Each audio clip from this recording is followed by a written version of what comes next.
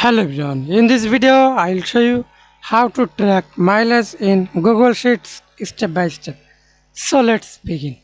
See this already open to this document, then go to extensions, apps, script, type manually function, first select all function, then delete to this previous function, then type to this function or copy from anywhere to this function.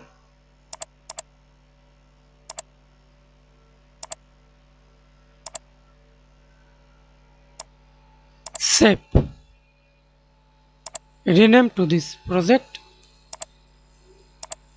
Again go to Google spreadsheet, then type to this formula equal mileage round bracket sales number B2